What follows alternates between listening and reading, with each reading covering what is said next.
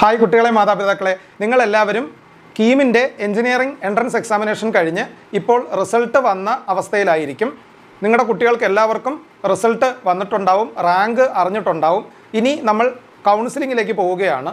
അപ്പോൾ ചില വീടുകളിലെങ്കിലും ഒരു സംശയം ഉണ്ടാവും, എഞ്ചിനീയറിംഗ് കോഴ്സിന് തന്നെ ചേരണമോ അതോ വേറെ ഏതെങ്കിലും കോഴ്സുകൾക്ക് പോകണമോ.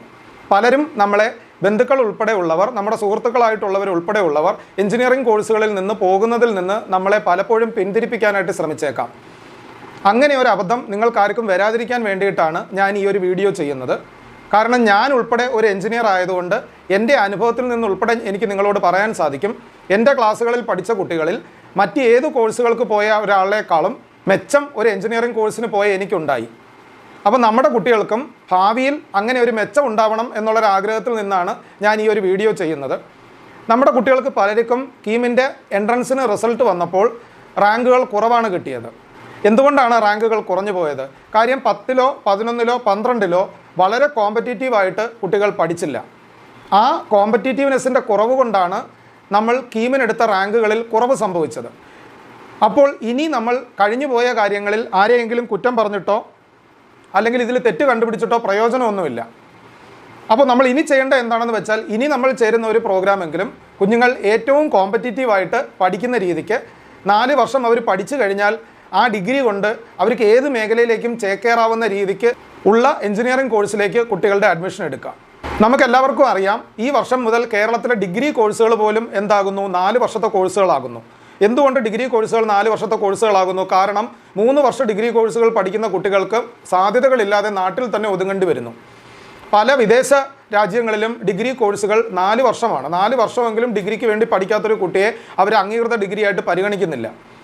അപ്പോൾ അതിനാൽ തന്നെ ഡിഗ്രി പഠിക്കാൻ പോകുന്ന കുട്ടികൾക്ക് പലർക്കും സാധ്യതകൾ കുറഞ്ഞു പോകുന്നു എന്നുള്ളതിനാൽ ഇതേ 4 വർഷം നിങ്ങൾ എഞ്ചിനീയറിങ്ങിനാണ് നിങ്ങളുടെ കുട്ടിയെ പഠിപ്പിക്കുന്നതെങ്കിൽ ഉറപ്പായിട്ടും അവനൊരു എഞ്ചിനീയറായി ഒരു ബിടെക്കുകാരനാകാനായിട്ട് സാധിക്കും.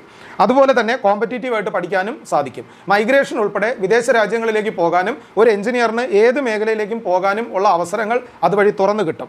ഈ വർഷം നമ്മൾ മനസ്സിലാക്കേണ്ട ഒരു കാര്യം എന്താണെന്ന് വെച്ചാൽ, ബാംഗ്ലൂർ, ഹൈദരാബാദ് പോലെയുള്ള മെട്രോ സിറ്റികളിൽ ഉള്ള എഞ്ചിനീയറിംഗ് കോളേജുകളിൽ കുട്ടികൾ ക്യാപിറ്റേഷൻ കൊടുത്താണ് ചേരുന്നത്. അതായത് 4-5 ലക്ഷം രൂപ ഒരു സീറ്റിന് വേണ്ടി ക്യാപിറ്റേഷൻ കൊടുക്കേണ്ടതായിട്ട് വരുന്നു. എന്തായിരിക്കും അതിന് പ്രധാനപ്പെട്ട കാരണം ഇനി എഞ്ചിനീയറിങ്ങിന് വളരെ വലിയ സാധ്യതകളാണ് നമ്മുടെ രാജ്യത്തുൾപ്പെടെ തുറന്നു വരാനായിട്ട് പോകുന്നത്. അപ്പോൾ 2024 ജോയിൻ ചെയ്യുന്ന ഒരു കുട്ടി ഇന്നത്തെ ട്രെൻഡ് അനുസരിച്ചിട്ടല്ല, അല്ലെങ്കിൽ ഇന്നത്തെ ജോലി സാധ്യതകൾ അനുസരിച്ചിട്ടല്ല നമ്മൾ ആ കുട്ടിയെ മുന്നോട്ട് നയിക്കേണ്ടത്. കാര്യം 2024 ജോയിൻ ചെയ്യുന്ന ഒരു കുട്ടി 2028 എഞ്ചിനീയറിംഗ് വിദ്യാഭ്യാസം കഴിഞ്ഞ് പുറത്തിറങ്ങുക.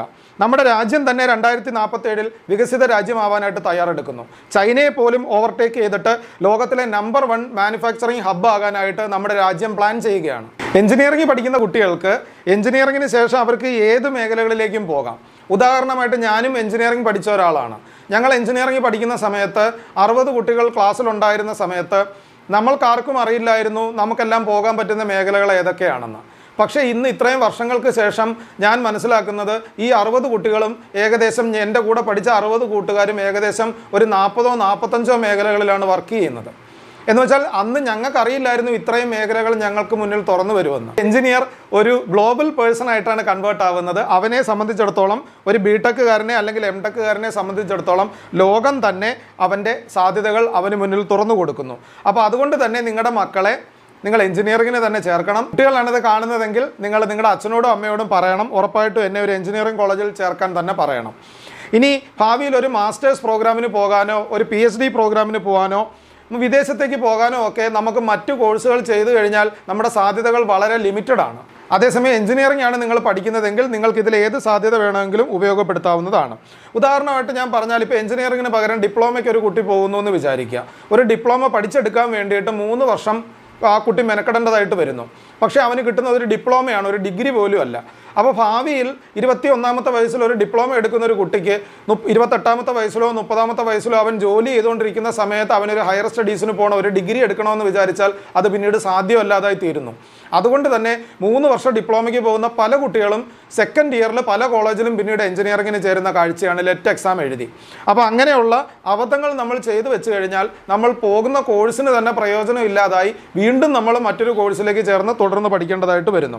നമ്മുടെ നാട്ടിൽ ഒരു ഡിഗ്രി ഈ കോഴ്സ് പഠിച്ചാൽ കേരള PSCയുടെ എക്സാമുകൾ വഴി അല്ലെങ്കിൽ ചെറിയ ഏതെങ്കിലുമൊക്കെ ജോലികൾ വഴി നാട്ടിൽ തന്നെ നിൽക്കേണ്ടതായിട്ട് വരുന്നു. എന്ന് വെച്ചാൽ ഭാവിയിൽ 5 വർഷത്തിന് ശേഷമോ 10 വർഷത്തിന് ശേഷമോ ഈവൻ വിവാഹം കഴിച്ചതിന് ശേഷമോ പോലും കുട്ടികൾ വിദേശത്തേക്ക് പോകണം എന്ന് വിചാരിച്ചാൽ പോലും അവരുടെ ഈ ഒരു ഡിഗ്രി അല്ലെങ്കിൽ അവർ പഠിച്ച ഒരു വിദ്യാഭ്യാസം അതിന് സപ്പോർട്ടീവ് അല്ലാതെ മാറുന്നു. ഇനി ഇന്ന് കാണുന്ന സാധ്യതയല്ല നമുക്ക് 4 വർഷത്തിന് ശേഷം വരുന്ന സാധ്യതകൾ. അപ്പോൾ അതുകൊണ്ട് പേരൻസും കുട്ടികളും എല്ലാവരും ആലോചിച്ച് വേണം അഡ്മിഷൻ എടുക്കുന്ന കാര്യത്തിൽ തീരുമാനമെടുക്കാൻ. കുട്ടികളെ ഏറ്റവും കോമ്പറ്റീറ്റീവ് ആയിട്ടുള്ള മികച്ച എഞ്ചിനീയറിംഗ് കോളേജുകളിൽ ചേർത്ത് പഠിക്കുക. കുട്ടികളുടെ അഭിരുചിക്ക് അനുസരിച്ചിട്ടുള്ള ബ്രാഞ്ചുകൾ തിരഞ്ഞെടുക്കാൻ എല്ലാവരും ശ്രദ്ധിക്കുക. ഈ നാട്ടിൽ അല്ലെങ്കിൽ വേറെ ഏതെങ്കിലും ഒരു നാട്ടിലാണെങ്കിലും അടുത്ത 4 വർഷത്തിന് ശേഷം കുട്ടികൾക്ക് പോയി പഠിക്കാനോ ജോലി ചെയ്യാനോ അവരുടെ ഭാവി ശോഭനമാകാനോ ഉതകുന്ന രീതിക്കുള്ള ഒരു എഞ്ചിനീയറിംഗ് പ്രോഗ്രാമിലേക്ക് തന്നെ നമ്മുടെ എല്ലാ കുട്ടികളെയും നിങ്ങൾ ജോയിൻ ചെയ്യിപ്പിക്കണം എന്ന് അഭ്യർത്ഥിച്ചുകൊണ്ട് ഈ വീഡിയോ ഇവിടെ നിർത്തുന്നു.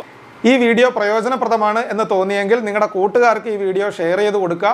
കീമും അതിൻ്റെ കൗൺസിലിങ്ങും അഡ്മിഷനുമായിട്ട് ബന്ധപ്പെട്ട കോഴ്സുകൾ തിരഞ്ഞെടുക്കുന്നതിലും അതുപോലെ തന്നെ കോളേജുകൾ തിരഞ്ഞെടുക്കുന്നതുമായിട്ട് ബന്ധപ്പെട്ട മറ്റ് വീഡിയോകൾ ഇതിൻ്റെ പിറകെ ഞങ്ങൾ പോസ്റ്റ് ചെയ്യുന്നതാണ്. അപ്പോൾ ചാനൽ സബ്സ്ക്രൈബ് ചെയ്താൽ നിങ്ങൾക്ക് പുതിയ വീഡിയോസ് വരുമ്പോൾ അപ്പോൾ തന്നെ നോട്ടിഫിക്കേഷനും ലഭിക്കുന്നതാണ്. അടുത്ത വീഡിയോയിൽ നമുക്ക് കാണാം.